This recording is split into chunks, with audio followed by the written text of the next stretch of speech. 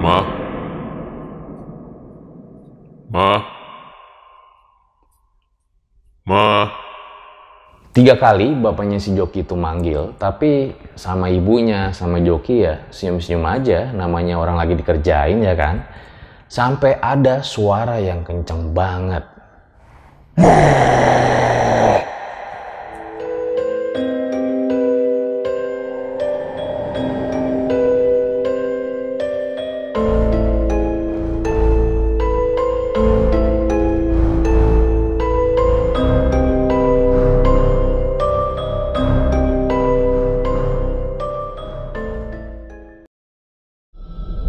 Kembali lagi bersama gua Fajar Aditya. Kali ini di Om Mamat Season 2. Terima kasih buat kalian yang telah klik video kali ini. Jadi guys, kalian pernah dengar nggak sih tentang santet?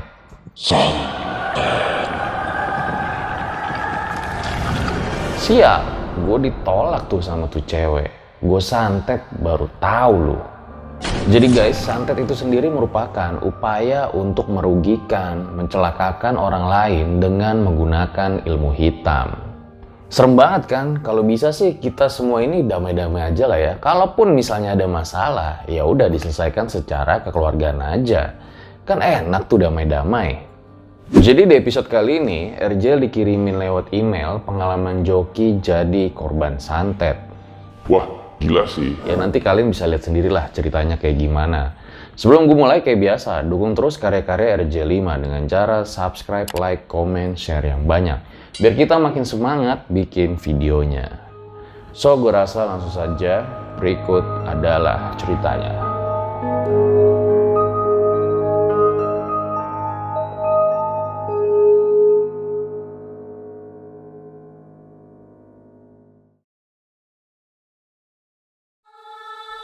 Segala perilaku jahat yang kita buat bisa jadi malah akan merugikan diri kita sendiri pada nantinya.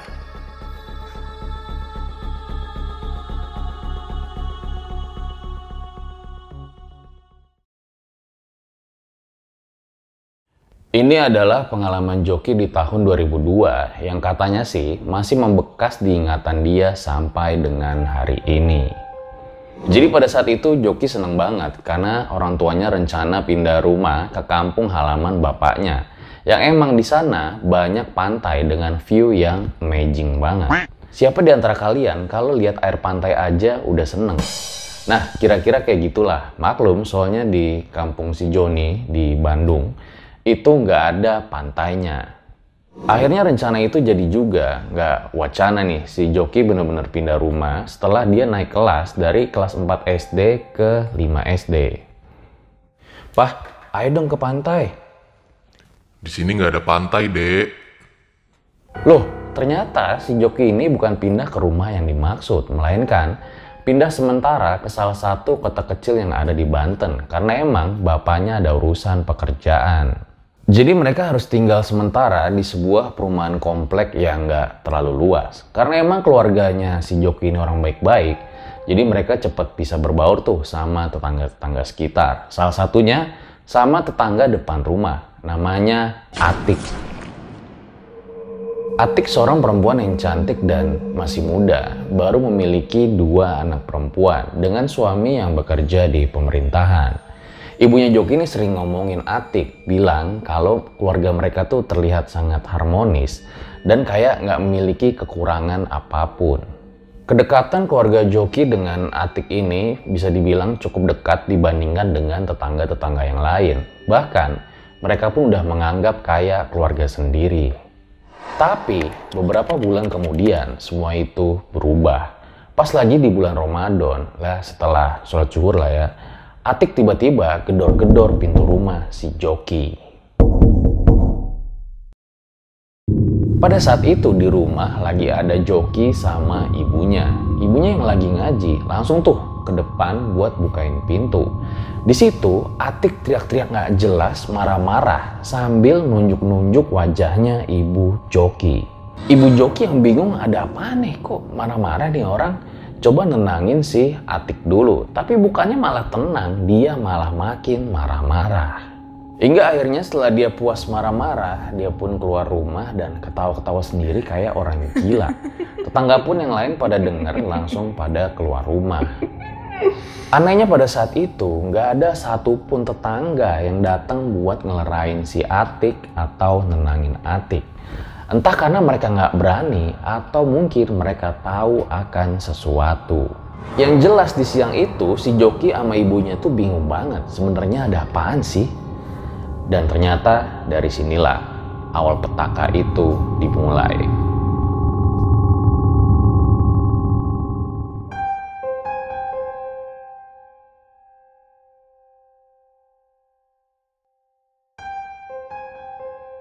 Buat kalian yang punya pengalaman horor nyata, bisa kirim cerita kalian ke email rjl5 atau DM Instagram rjl5.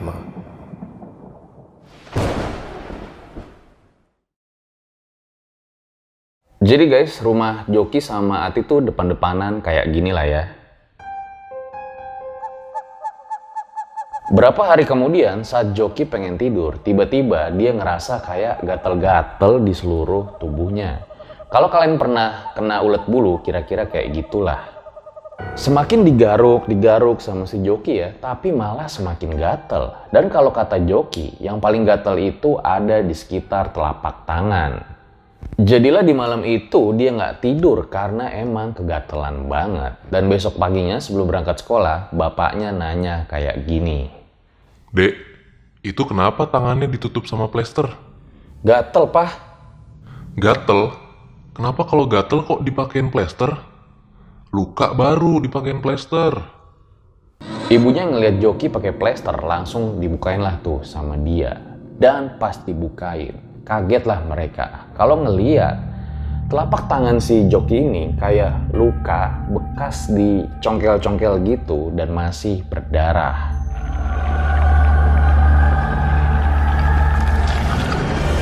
Merinding gue bayanginnya guys. Langsung lah tuh si Joki diobatin sama ibunya dan pergilah dia berangkat sekolah. Singkat cerita, sebulan berlalu tapi si Joki masih gatel-gatel. Dan anehnya gatel itu hanya ada di sekitar jam 9 malam sampai jam 2 dini hari. Tentunya jadwal tidur dari ibu Joki ini juga jadi keganggu karena emang setiap Joki lagi gatel-gatel, ibunya tuh yang ngusap-ngusapin kulitnya Joki. Karena emang kalau Joki yang ngegaruk barbar banget, takutnya malah jadi luka-luka. Pasti kalian ada yang nanya deh, kenapa nggak ke dokter aja bang? Nah ternyata kalau kata si Joki, dia itu sama bapaknya udah ke beberapa dokter, udah makan beberapa obat, juga diolesin kayak salep-salep gitu. Tapi bukannya sembuh, malah makin memburuk. Yang tadinya gatal itu cuma nyebabin luka sama kayak warna merah di sekitar kulit, sekarang malah jadi bernanah. Jadi telapak tangannya si Joki ini katanya ada yang bernanah warna kuning, bahkan ada yang hijau juga. Dan nanahnya itu kayak kental dan bahkan bau banget katanya. Hingga ibunya itu harus nutup kedua telapak tangannya Joki pakai sapu tangan setiap Joki pengen pergi ke sekolah. Ya jelas aja dong aktivitas si Joki jadi keganggu, khususnya pas dia lagi sekolah. Katanya dia bahkan nggak bisa nulis dengan normal lagi, dan dalam satu kesempatan pernah juga ketika tali sepatunya lepas, temennya lah yang naliin lagi. Salut gue sama temennya nih. Sampai akhirnya di suatu waktu bapaknya Joki ini minta izin sama pihak sekolah. Udahlah pak, biar si Joki ini belajar dari rumah dulu aja sementara. Karena emang ngeliat keadaan Joki yang udah sedemikian rupa, ditambah lagi kan nanahnya itu bau, takutnya ganggu belajar aktivitas teman-temannya Joki. Mohon izin agar anak saya diperbolehkan belajar di rumah saja sementara, sampai keadaan membaik.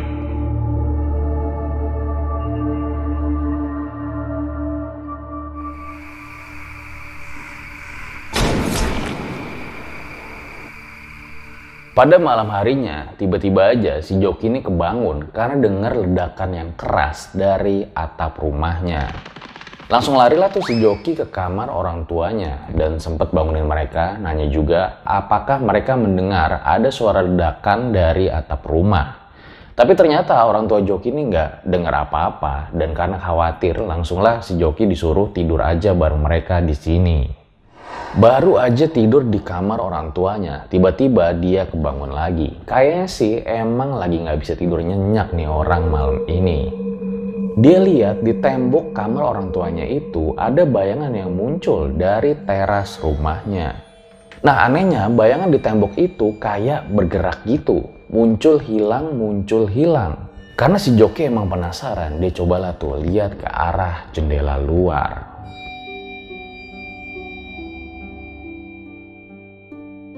Dan kagetlah di situ dia. Si Joki ngeliat ada sosok hitam tinggi besar seperti kayak genderuwo.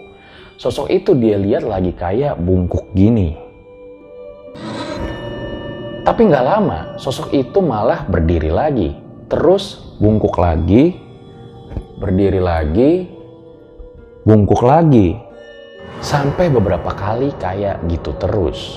Saat itu Joki yang harusnya bangunin orang tuanya, entah kenapa malah nggak bisa bangunin orang tuanya. Dia cuma milih buat tidur aja ngadep ke arah tembok, arah yang berlawanan dengan jendela. Setelah kejadian itu, penyakit Joki ini malah makin parah. Jadi bagian-bagian tubuh Joki yang lain sekarang ikutan bernanah, kayak di pundaknya, punggungnya, bahkan di sekitar area kemaluannya. Situasi juga jadi semakin chaos ya, karena sekarang ibunya Joki juga kena penyakit itu. Bagian lengannya ikut bernanah. Ibunya mikir ya mungkin bisa aja lah ketularan, kan emang dia sering ngurusin si Joki. Cuman perbedaannya di sini adalah kalau ibunya Joki langsung muncul nanah tanpa ada gejala gatal-gatal. Ibunya mikir ya mungkin bisa aja ketularan karena emang kan dia sering ngurusin si Joki. Nah tapi perbedaannya adalah di sini ibunya itu langsung muncul nanah tanpa ada gejala gatal-gatal.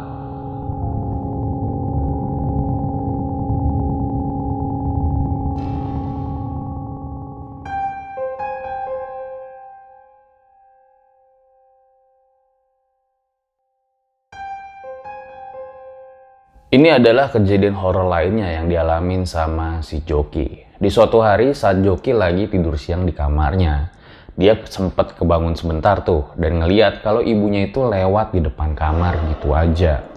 Nah emang pintu si Joki ini kamarnya agak kebuka dikit lah. Ibunya kebetulan pakai baju yang aneh banget, yang belum pernah dia pakai sebelumnya. Dan baju ini juga kayak nggak cocok banget lah dipakai di udara panas kayak di Banten gini. Karena aneh lihat ibunya pakai baju kayak gitu, dipanggil lah ibunya ini sama si Joki. Ibu, Bu. Tapi ibunya Joki ini nggak jawab sama sekali panggilannya, karena dia agak kesel, disamperin lah tuh keluar ibunya. Nah, lampunya mati. Tapi ibunya Joki ini nggak jawab sama sekali panggilan si Joki. Karena dia agak kesel, disamperin lah tuh keluar ibunya. Si Joki ngeliat kalau ibunya ini lagi jalan ke arah dapur. Makanya diikutin tuh ke dapur juga ibunya. Pas udah sampai di dapur, si Joki ini ngeliat kalau ibunya itu cuman diem doang di depan kompor. Nggak masak, nggak ngapa-ngapain, udah kayak orang stres. Jarak Joki sama ibunya ini nggak terlalu jauh lah, antara 7 sampai 9 langkah. Tadinya Joki ini mau ngedeketin tuh ibunya, minta tolong buat masakin mie. Baru mau nyamperin, tiba-tiba ada suara orang buka pintu dari depan. Karena penasaran siapa sih buka pintu siang-siang gini, langsung lah tuh disamperin sama si Joki. Pas si Joki lihat, ternyata itu ibunya dong bawa barang belanjaan sambil ngeluh kalau cuaca panas banget sih di luar. Lah buset, terus tadi yang di dapur siapa?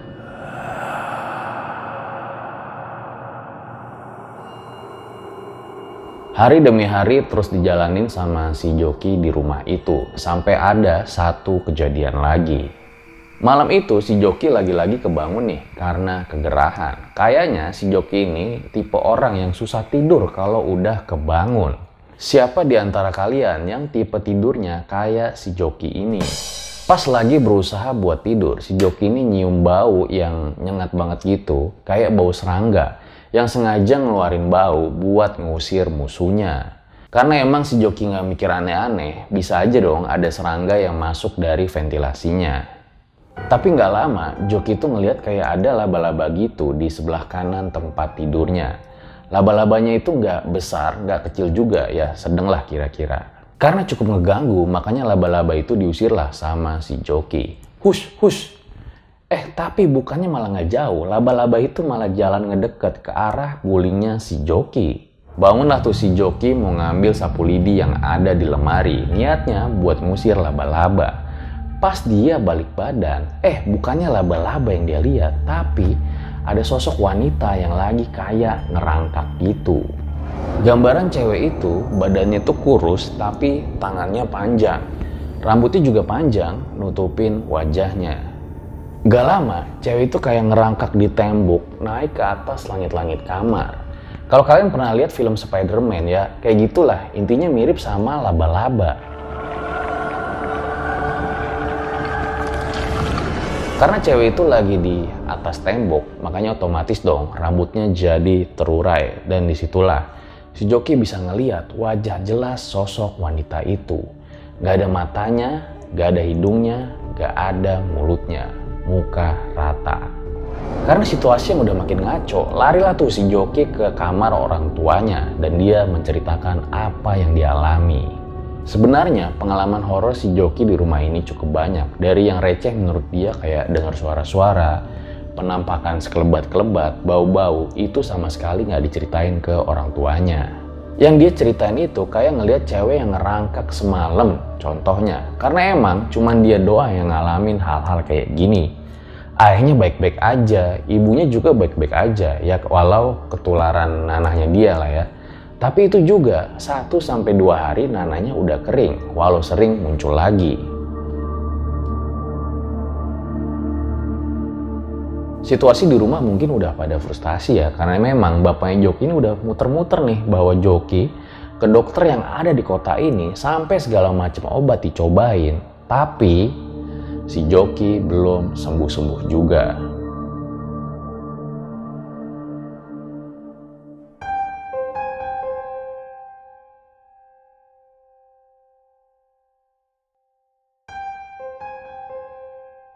Joki belum sembuh-sembuh juga, hingga di hari Minggu tiba-tiba aja datang bapak-bapak yang mereka nggak kenal gitu aja ke rumah. Sebut aja namanya Cokro. Cokro ini disambut baik ya sama bapaknya Joki. Ya walaupun mereka itu sebetulnya nggak kenal. Belum sempat memperkenalkan diri, Cokro bilang kayak gini. Saya disuruh Kodam untuk menyembuhkan anak Anda. Bapaknya Joki keheranan, gimana mungkin orang ini bisa tahu kondisi yang mereka sedang alamin. Coba sini, bawa adeknya. Wah Pak, ini sih mau punya uang sekarung pun, kalau pergi ke dokter ya percuma. Gak lama, bapak-bapak misteris ini ngasih kayak semacam ramuan-ramuan gitulah ya, dari kunyit sama minyak letik. Lah, kok doi bisa langsung nyiapin ramuan ya? Joki pun coba minum ramuan itu dan kayak terasa hangat gitulah katanya. Walaupun sebenarnya si Joki ini nggak percaya, ya kali minum ginian bisa sembuh pikirnya saat itu. Gak lama, Pak Cokro pun pulang di sore itu. Tapi nggak diduga-duga nih, besoknya keajaiban pun datang. Nggak ngerti gimana, tapi yang jelas, nanah yang ada di kulit badannya si Joki sekarang udah hilang. Ya walau nanah yang di telapak tangan ini masih ada, tapi seenggaknya udah ada kemajuan dalam kesembuhan Joki. Mereka pun bersyukur dan seketika teringat nih, jangan-jangan ini karena Pak Cokro kemarin ya. Langsunglah ibunya nyuruh si bapaknya itu buat nyari Pak Cokro. Siapa tahu dengan dia datang lagi, Joki bisa sembuh total.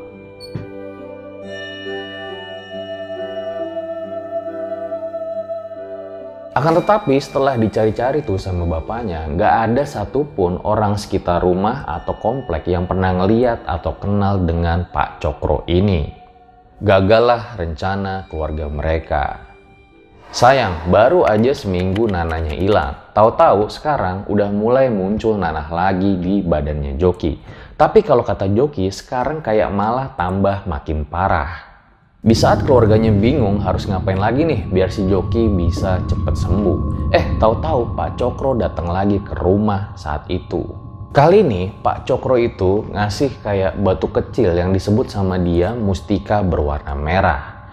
Mustika itu ukurannya kecil ya, kayak biji kacang tanah. Dan syarat dari Pak Cokro adalah mustika itu harus dibawa kemanapun si Joki pergi. Dan sebelum pulang pun Pak Cokro bilang kayak gini.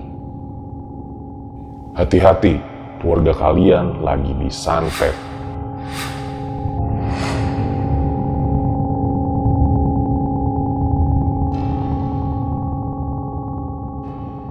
Hari berganti hari, Joki pun udah mulai bisa sekolah lagi. Tapi, ada tapinya nih. Suasana di rumah, teror dan penampakannya masih belum juga hilang. Seperti pada malam ini. Menjelang tengah malam, ibu sama si Joki masih nonton TV tuh di ruang tengah. Tapi tiba-tiba ada suara bapaknya Joki yang nyuruh buat tidur. Dek, Ma, sudah malam, tidur. Joki, ibunya, dengar suara itu, tapi emang karena masih pada pengen nonton, dikecilin lah suara TV-nya, supaya bapaknya nggak denger lagi. Ma.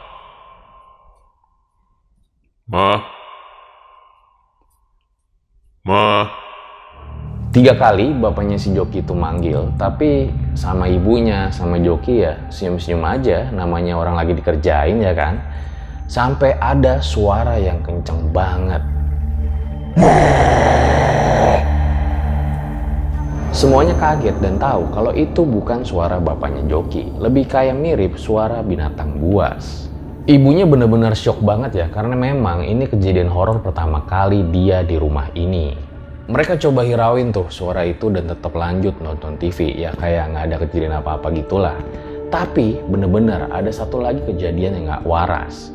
Jadi ada gelas lagi di meja, tiba-tiba gelas itu terbang sendiri dong ke tembok dan jatuh ke lantai. Dan anehnya gelas itu nggak pecah sama sekali. Udah bener-bener nggak ngerti lagi sama apa yang terjadi, mereka pun langsung lari tunggang langgang, itulah definisi lari tunggang langgang, ke kamarnya si Joki. Televisi pun dibiarkan menyala pada malam itu.